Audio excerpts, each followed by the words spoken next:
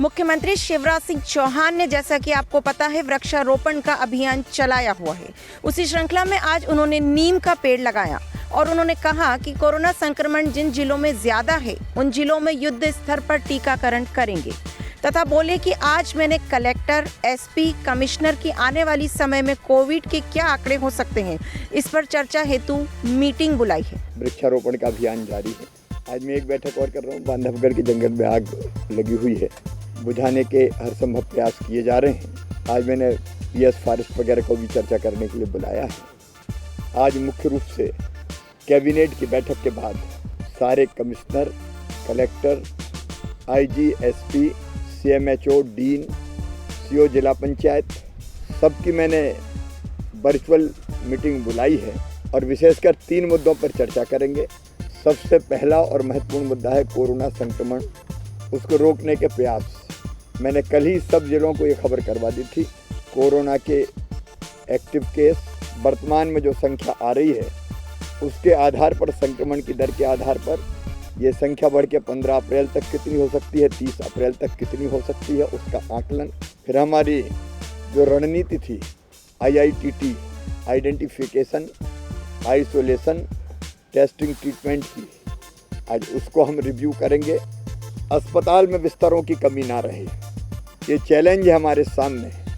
मैंने कल भी बैठक में ये कहा था कि सब रिव्यू करके आए कितने अधिकतम बिस्तरों की हम व्यवस्था कर सकते हैं, कोई कमी हम नहीं आने देंगे। उसके लिए ज़रूरी मैन पावर, ज़रूरी व्यवस्थाएं, वो सब खड़ी करना है। उसकी तैयारी की भी मैं आज समीक्षा करूंगा।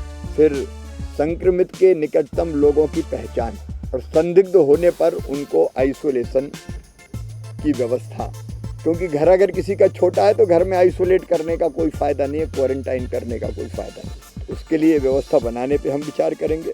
मास्क की सख्ती भी ज़रूरी है अपने लोगों में संक्रमण फैलने के लिए। कहाँ हो रही है, कहाँ नहीं हो रही, क्यों नहीं हो रही, जन जागरण जिलों में आवश्यक हो रहा है कि नहीं हो रहा है, इस पर भी मैं रिव्यू भी करूँगा और कुछ ज़रूरत पड़ी तो फैसले भी करेंगे। संक्रमण बढ़ रहा है लेकिन 2300 के आसपास पर, आज भी 2332 के आसपास संख्या आई है। मैं निश्चिंत नहीं बैठ सकता। अधिकतम कितने हो सकते हैं उसके आधार पर रणनीति हम बनाएंगे। जहाँ ज़्यादा मामले हैं वहाँ टेस्टिंग बढ़े। 1 अप्रैल से 45 साल से ज़्यादा उम्र के सभी भाई बहन वो पात्र हो जाएंगे वैक्सीनेशन के लिए, टीकाकरण के लिए। जिन जिलों में, जिन नगरों में ज़्यादा संक्रमण है वहाँ टीकाकरण के अभियान को हम युद्ध स्तर पर चलाएंगे। सभी धर्मगुरुओं से, सभी राजनीतिक दलों के नेताओं से, कार्यकर्ताओं से, समाज सेवी संगठनों से मेरी विनम्र अपील है कि इस महामारी को नियंत्रित करने के लिए सबका सक्रिय सहयोग चाहिए, मिल भी रहा है। मैं फिर अपील करता हूँ, मास्क जरूर लगाएं, सोशल डिस्टेंसिंग बनाएं, टेस्ट कराएं और वैक्सीनेशन के लिए भी मैं आह्वान कर रहा हूँ। सब वैक्सीनेशन करवा रहे हैं और ये प्रतिरोधक क्षमता पैदा करेगा। कोरोना तो रहेगा, कोरोना को हम परास्त तब कर पाएंगे जब शरीर में प्रतिरोधक क्षमता होगी, तो हम कोरोना को मार देंगे, शरीर ही मार देगा हमारा। इसलिए वैक्सीनेशन जरूरी है। वैक्सीनेशन के अभियान में सभी का सक्रिय सहयोग मिले और स्वयं भी वैक्सीनेशन करवाएं। आज 2 और विषय पे मैं चर्चा करूंगा, निर्देश दूंगा। एक, जलाभिषेक अभियान, कैच द रेन वाटर, प्रधानमंत्री जी ने एक आह्वान किया है। बरसात के पहले हम ऐसी जल संरचनाएं बनाएं जो पानी को बहने से रोक के उसी स्थान पर रुक जाए और ज़मीन में नीचे भी जाए।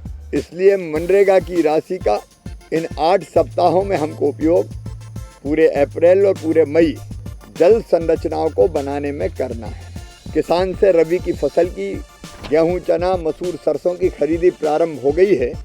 ये खरीदी बिना किसी दिक्कत के निर्दोष चले, किसानों को कोई तकलीफ ना हो, भंडारण की बेहतर व्यवस्था हो जाए, परिवहन की ठीक व्यवस्था हो जाए और समय पर किसान के खाते में पैसा पहुंच जाए, इसके लिए भी चर्चा और निर्देश जारी होंगे। वहीं उन्होंने महाराष्ट्र से आने वाली यात्री बसों पर भी रोक लगाते हुए 30 अप्रैल तक आवागमन पर प्रतिबंध लगाया है तथा मास्क लगाने की हिदायत भी दी है। कैमरा पर्सन अजय के साथ मैं Rashmi Jain, Yes Data News, Bhopal, Madhya प्रदेश।